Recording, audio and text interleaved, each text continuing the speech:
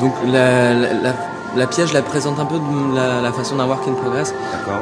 Dans le sens où c'est pas, à mon sens, une pièce aboutie, finie, et c'est plus l'occasion pour moi d'intégrer l'interaction dans mon travail. Je travaille beaucoup la vidéoprojection, et puis aussi le fait que le public puisse intervenir sur le contenu. Tant que personne arrive, tant que personne passe devant, la pièce est statique, bouge à peine, mais elle n'existe pas vraiment. Et c'est plus une manière pour moi dans la régie, j'ai un retour de la silhouette des gens et de la façon dont ils réagissent. Et je stocke des données aussi, et ça me permet de voir déjà avec quelque chose d'assez simple. Finalement, le résultat est vraiment, c'est vraiment assez basique au niveau et du code et du résultat, mais ça me permet il y a déjà un côté ludique qui est pas du tout d'habitude de mon travail. Ce sont des pièces écrites avec une narration, avec une timeline, avec quelque chose de linéaire. Et là, j'aime beaucoup le fait que ça soit génératif. En fait, c'est vraiment le mouvement du public, du spectateur qui va générer la pièce. Donc c'est plus l'occasion pour moi d'explorer, d'expérimenter un peu avec cette technologie-là et cette technique. Mais c'est vrai que c'est dans l'idée de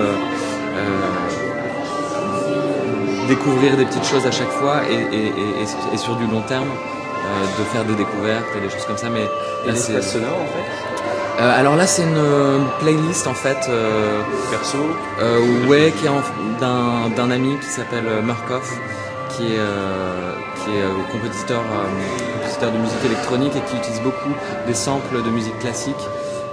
Donc c'est plus une musique ambiante en fait. L'idée c'était, sur toutes ces pièces-là, sur les 4 pièces que je présente, on a assez peu de rythme, c'est assez ambiante finalement, assez contemplatif, assez lent. On fait toutes sortes de projets. Alors je travaille avec d'autres artistes, on a créé un label visuel qui s'appelle Anti-VJ. Et sur beaucoup de nos projets, on travaille sur des performances. Donc on a des performances sur scène avec des musiciens ou des DJ qui en général durent 1 heure et qui sont assez écrites, avec des points clés, beaucoup de rythme, souvent des choses vraiment très écrites. Là, le parti pris, le choix, c'était de faire quelque chose de plutôt ambiant, plutôt contemplatif. Il y a différentes boucles qui tournent. Donc il y a ce visuel génératif qui éclaire un peu la pièce aussi, donc qui change un peu la luminosité dans l'espace. Et ces 3 pièces-là donc, sont des boucles prédéterminées, mais de longueurs différentes. J'étais assez intéressé. Au début, je pensais peut-être connecter toutes les pièces ensemble, parce qu'en fait, les 2 premières sont très liées. C'est le même modèle 3D, mais avec 2 points de vue différents. Le premier, c'est une caméra parallèle, donc pas de point de fuite. Et j'ai supprimé un maximum de lignes. Donc, finalement, quand on arrive, on voit d'abord un visuel en 2D. Et petit à petit, je joue avec ces formes en 2D, je les extrude un peu, je leur donne du relief, jusqu'à retracer les traits manquants pour qu'on discerne une forme en 3D, et qui à la fin, avec des sources de lumière et des ombres portées, prend vraiment de la profondeur. Et finalement, la deuxième pièce, c'est le même modèle 3D, c'est la même scène, mais cette fois-ci avec une focale plus large, avec un plan à 3 points de fuite, et du coup ces 2 pièces-là sont liées.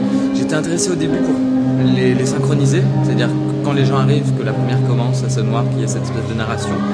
Et une fois qu'on passe en 3D, les gens arriveraient sur la deuxième et le raccord serait plus évident. Mais c'est vrai que c'est vite compliqué en termes de déplacement du public, parce qu'on ne sait pas combien de temps les gens vont rester. Et on se dit que de toute façon, ils vont peut-être passer à côté de ce raccord-là, ils vont peut-être rester plus longtemps sur la première, arriver au milieu de la deuxième. Donc finalement, ça a été un parti pris de faire 3 boucles de longueurs différentes qui tournent en parallèle.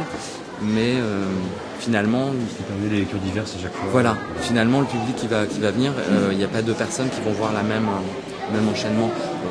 La différence de perception ne va pas être immense, mais c'est vrai que j'aime bien le fait de pouvoir, si les gens veulent traverser l'espace pour être tout seuls avant que leur groupe arrive et rester là un petit peu plus longtemps et échanger aussi le sens de lecture, pourquoi pas. Et donc là, c'est une pièce en 3D, c'est-à-dire que tu n'as pas du tout expérimenté le volume de ta pièce. Ouais. Pour faire du mapping. Alors en fait, tu l'as fait tout fait en 3D. Et cette pièce-là, c'est une longue histoire, parce que cette pièce-là, elle est inspirée d'une réalisation qu'on a faite, mais en volume. D'accord. Qui s'appelait Light Sculpture 2 et Light Sculpture 3, qui est en fait un projet que j'ai fait avec les artistes du label. et qu'on a présenté à Lille et à Genève en 2007 je crois. Genève Festival au festival Au festival, le Mapping Festival à Genève, ouais, okay. En 2007, peut-être 2008, je sais plus. Et là, à l'époque, l'idée c'était, on avait construit une structure très similaire, donc à base de cubes, donc c'est une unité. Là, on a quelques cubes qui sont un peu, quelques formes qui sont un peu de taille différente, mais à Lille et à Genève, on avait juste un objet, et on avait composé avec cet objet dans l'espace, donc on avait quelque chose qui ressemblait finalement beaucoup à ça, et avec des vidéoprojecteurs placés tout autour de la pièce, on a pu donc mettre en lumière ces cubes et jouer sur la perception de la lumière. On avait vraiment des effets intéressants, comme si les cubes émettaient de la lumière et puis Donc toi tu t'es inscrit par rapport à cette pièce sur un travail lumineux en fait, ouais. Volume.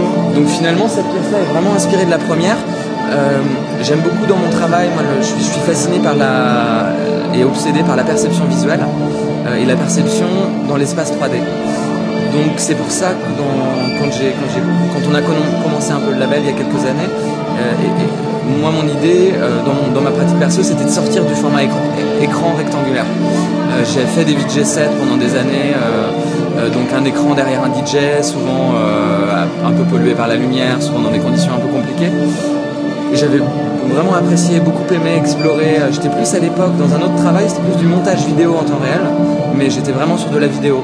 Donc des choses très figuratives, de l'image filmée, de la photographie, mais du figuratif, un petit peu de motion design et d'animation, mais j'étais toujours sur la base du rectangle. Petit à petit, je me suis rendu compte qu'avec un vidéoprojecteur, je pouvais envoyer de la lumière non plus uniquement sur un plan et un rectangle, mais sur des objets, des matériaux transparents, utiliser plusieurs projecteurs pour couvrir une zone vachement plus large, faire des projections immersives aussi. Et du coup, l'idée des light sculptures, c'était de sortir du format écran et d'avoir comme ça une sorte de display, entre guillemets, de transformer un objet d'ajouter une couche de lumière sur un objet en relief. Et on a expérimenté pas mal pendant les premières années. Et je me suis aussi rendu compte et on fait pas mal de recherche et développement pour essayer d'utiliser au mieux la technologie dans notre travail, parce que c'est vrai qu'aujourd'hui, même si on s'en sert uniquement comme un outil, c'est ce que beaucoup d'artistes ou de designers diront, c'est important d'avoir l'outil ne doit pas remplacer non plus le contenu. Donc la technologie est vraiment un outil intéressant, que ce soit les vidéoprojecteurs, la Kinect, les ordinateurs, les logiciels, etc. Mais c'est vrai que ouais, on essaie de pousser vachement le fond d'abord. Et moi, ce qui me fascine vraiment, c'est donc la perception de l'espace 3D, la perception du relief. Donc je travaille aussi avec la stéréoscopie, donc les projections de films en 3D avec des lunettes. Et donc petit à petit dans mon travail, en essayant de sortir de ce format rectangulaire et de jouer avec la profondeur, c'est-à-dire de rajouter des effets de profondeur là où on n'en a pas, juste avec de la lumière, j'ai un peu développé une technique de production avec des logiciels en 3D qui me permettent, avec des ombres portées, des sources de lumière et des modèles 3D, d'avoir cette illusion de profondeur, un peu comme on a ici dans certains endroits. Finalement, donc c'est en étudiant la perception visuelle humaine que je me suis rendu compte qu'il y a plusieurs éléments qui jouent. Donc la stéréoscopie, c'en est un premier pour la perception des objets, la perception de la 3D à une distance assez courte. Et au-delà de ça, il y a il y a 7 variables des depth skew. Il y a 7 éléments qui nous permettent de percevoir la profondeur, dont le parallaxe, c'est-à-dire quand on bouge de gauche à droite, le déplacement des objets à différentes vitesses va nous permettre d'estimer à quelle distance on est. Et donc la stéréoscopie, c'en est un très important pour les objets qui sont proches de nous. Et au-delà de quelques mètres, le depth skew qui prend le relais, qui est celui qui va intervenir principalement dans la perception de la profondeur, ce sont les ombres portées et les sources de lumière qui se déplacent. Donc là, dans ce travail-là, dans ces 3 prints-là, j'ai beaucoup joué avec ça, donc avec des ombres portées virtuelles générées par ordinateur, qui vont essayer de simuler une profondeur là où on n'en a pas. Donc pour ce travail-là, en fait, tu as fait un modèle 3D que tu as redessiné et que tu as éclairé. Voilà. Ça, c'est un print sur Dibond. Alors j'ai voulu utiliser 3 techniques différentes sur les trois installs pour essayer de pas avoir quelque chose de trop similaire. C'est vrai que je suis quand même assez obsédé par tout ce qui est géométrie minimale, les cubes, les lignes, les triangles. Donc c'est vrai que je pense aussi à essayer de diversifier, même si là c'est tout en noir et blanc, c'est quand même assez similaire. Ouais, mais là en plus pour la première fois j'ai essayé de bosser vraiment en Full HD, ce qui aide beaucoup aussi, le fait qu'on voit pas le pixel, ça aide beaucoup à faire croire au cerveau qu'on a vraiment de la profondeur. Par contre, il y a peut-être une question que tu reviens un peu, c'est au niveau du format, parce que le fait que ce soit ouvert comme ça veut dire la perception, là le fait qu'il soit rectangulaire, Ouais. 16 neuvième, Ouais. il faut une distance, quoi. Autrement il y a l'environnement qui absorbe aussi le regard. Ouais, ouais, c'est vrai. Bah, en fait, c'était un peu un parti pris de. Alors finalement, après avoir voulu sortir du format écran rectangulaire, en projetant sur des cubes, en projetant sur du tulle, dans tous les autres projets, on est vraiment ou sur de la projection architecturale ou sur des structures en 3D en tulle. Finalement, en faisant ces projets-là, j'ai exploré donc la perception, réussi à trouver des techniques ou des choses qui m'intéressent au niveau de la simulation de la profondeur. Au-delà de ça, un truc qui me fascine vraiment, c'est donc la perception de la réalité et le fait que si j'arrive à jouer avec des illusions d'optique et des illusions de profondeur, les gens vont avoir une perception de la réalité un petit peu différente. C'est-à-dire qu'ils vont à certains moments pas savoir dire est-ce qu'il y a vraiment un trou, est-ce que c'est un bas-relief. Donc une question au-delà de ces pièces-là qui me fascinent, c'est remettre en question la réalité, la perception de la réalité. C'est si aujourd'hui avec un vidéoprojecteur, un ordinateur et puis un peu de travail, j'arrive à créer cet effet et à avoir un peu ce côté incertain entre discerner le réel et la projection et la frontière entre les deux. Ça peut faire une nausée un peu si on arrive dans un espace immersif comme ça. Ouais, c'est vrai que ça permet de jouer, peut-être de jouer avec la perception comme ça permet d'explorer plein de choses autour de malaise, de troubles visuels finalement. On peut se demander si alors ça m'arrive j'ai eu des fois des commentaires de gens qui étaient ou un peu fatigués ou un peu alcoolisés ou un peu en tout cas dans un état un peu second, non pas dans une galerie vraiment concentrée, mais un petit peu parce que je travaille aussi beaucoup dans des festivals de musique électronique, donc c'est vrai qu'on a un public tout à fait différent de celui de la galerie, et c'est vrai qu'on a des fois des commentaires assez surprenants et assez bluffants en fait les gens qui n'arrivent pas bien à vraiment comprendre ce qui se passe. Et rien que moi cet état de trouble qui est créé chez les gens, bon après esthétiquement on peut aimer ou ne pas aimer, il y a vraiment la question du goût qui rentre en jeu, mais moi le fait de pouvoir créer ce trouble là et puis du coup questionner, que les gens se questionnent sur la réalité, bon c'est un peu plus philosophique et métaphysique, mais que les gens commencent à se questionner sur la perception qu'ils ont du réel.